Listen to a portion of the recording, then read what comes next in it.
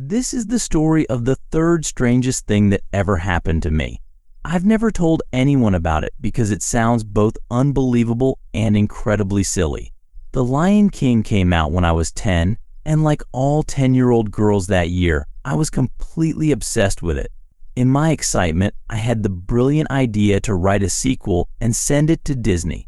Back then, I often wrote sequels to things I liked, essentially inventing the idea of fan fiction before I knew it was a real thing people did. But I went all out for The Lion King too. I wrote, I drew, and I storyboarded. Does anyone remember the accompanying soundtrack they released, Rhythm of the Lands? I used music from that to match up with specific scenes. I probably worked on this project for a whole year. Anyway, I eventually gave up on the whole idea, getting bored of it and growing old enough to realize that it was never going to go anywhere. And that was that. I lost or eventually threw away almost all of my notes and drawings for it. A few years passed, and one night when I was around 14, I was babysitting. My young charge wanted to watch the new Lion King 2 videotape she had just gotten, and, still very fond of the original and remembering my old attempts to get a sequel made, I was pretty enthusiastic too. We popped in the tape. I ended up sitting through it in utter shock. It was my movie.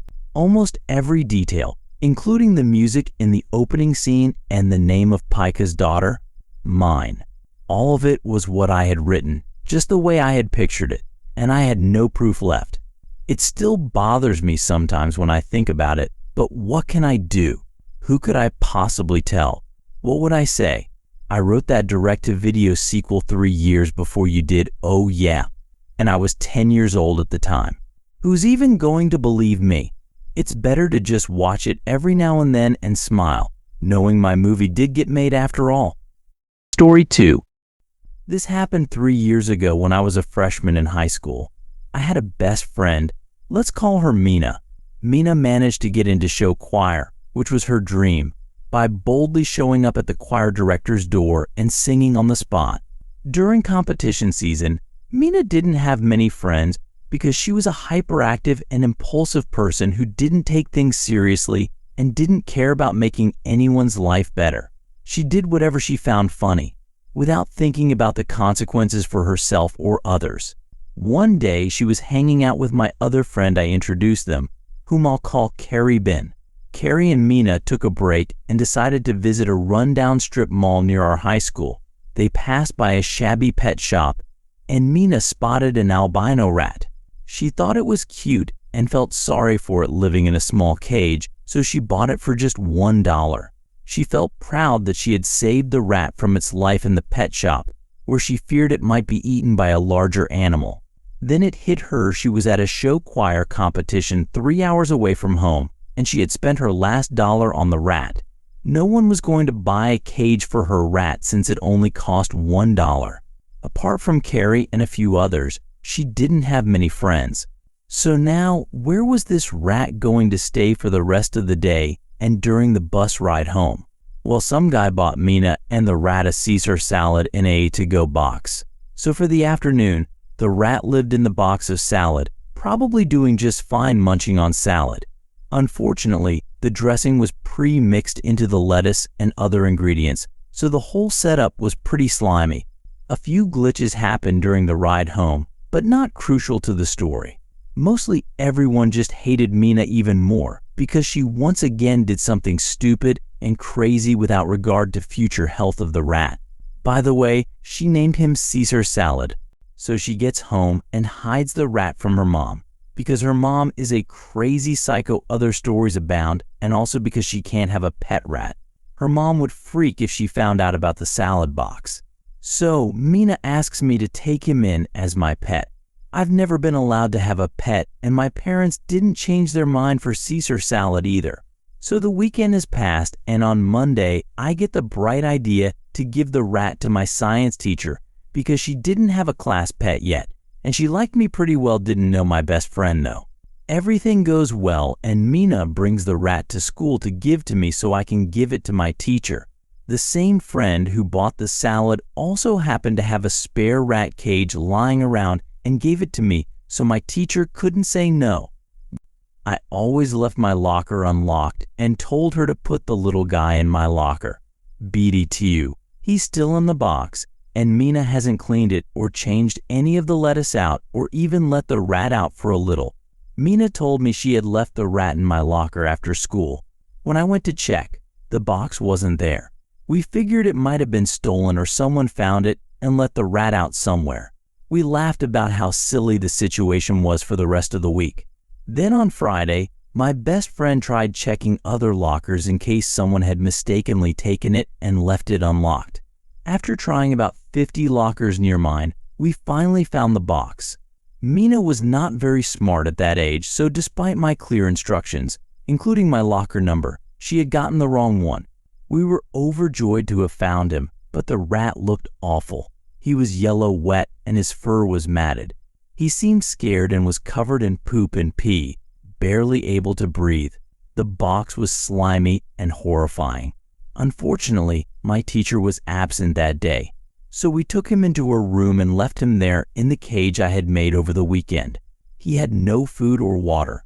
Remember, the rat had been mistreated for over a week now, all because of my friend's carelessness. At one point, she had even wanted to become a vet. After that, he got great care from my teacher, and he was an awesome rat. Oh, and my teacher refused to call him Caesar Salad, because she obviously didn't support his cruel treatment, but she did call him Caesar. So Caesar lived out his days eating pencils and nibbling on my finger. He got an armpit tumor roughly a year after he was purchased, and a different teacher threw him into our town's river. In short, my friend bought a rat on a whim, and he survived in a salad box for over a week with no care. Afterward, he lived a great life in a cage. Just after I turned 19, I was arrested and charged for an armed robbery I was completely innocent of. I spent 10 months in jail, 6 of which I spent in solitary confinement on suicide watch. I spent my birthday at a resort hotel with my girlfriend at the time. That night at around 3 a.m., the front desk was robbed by 2 people, one with a gun and one with a knife. We were questioned. When we left the hotel at 10 a.m., we were stopped because we roughly matched the height and weight description of some masked robbers. Later that day, it turned out my girlfriend had used a bad credit card to pay for the room. I didn't know about this. We were both publicly arrested on the sidewalk and taken to the state police station in handcuffs without being told what we were charged with. We were put in separate rooms and questioned for hours about the robbery, with the same questions being asked over and over again. She ended up going to jail for the credit card and I was released, but told to return the next day for further questioning. I did, and was taken to a back room, sat in a corner, and had 3 detectives relentlessly question me, picking apart everything I was saying, looking for any circumstantial evidence that could connect me to the crime, and suggesting to me that my girlfriend had robbed the place and I was going down with her if I didn't give them information. Being 20, I had no idea what to do and believed what they were telling me. I didn't question the falsified information they presented to me, and I was brought several times to the brink of giving a confession after being threatened with 9 years upstate if I didn't cooperate. 9 days later, 3 officers showed up at my door and arrested me for armed robbery. My girlfriend was coerced into giving a confession implicating me as an accomplice. I was placed immediately into solitary on 24-hour suicide watch and anxiously waited for a public defender. A week later, she showed up and I told her I was totally innocent. She rolled her eyes and said, "Are you kidding me?" I burst into tears. My last hope of release being dashed, and she realized I was telling the truth. She said there's no defense against my girlfriend's confession, and I sank into such a deep depression coupled with shock that I had a psychotic break a few months into. My stay 120 days in solitary at 20 with no hope of proving your innocence will do that. The district attorney visited me from time to time, offering deals of 3 to 6 years if I confessed and threatening 12 years if I fought the charges. I told him I wouldn't admit to something I didn't do. 8 months after my arrest, all spent in solitary. I was woken up early and quickly driven to the state police station. The DA met me in a room and said, "We have found out through further investigation that you were not at the scene of the crime." I was bursting with anger inside and said, "So you'll release me today and drop all charges?" Right? He got nervous and said, "No, we can't let you go without charges because it would look very bad for us. But I'll tell you what, we'll drop all the charges and give you a charge of interfering with the investigation. You'll be out in less than 6 months." I told him to get my lawyer there. We had a heated exchange, my first real emotions other than despair in half a year, and I agreed. I pled guilty to aiding and abetting the consummation of a crime after the fact and ended up doing 12 months total. A few months after my release, my girlfriend was released and we tried piecing together what happened. Out of nowhere, the mother of the man who planned and committed the robbery found us and told us in person that her son admitted to her that he robbed the place with a close friend of his.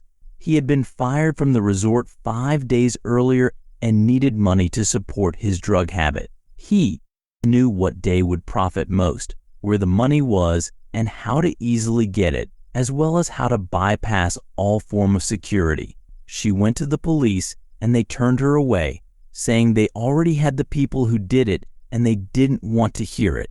We tried hard to find a lawyer to take our case but were never successful.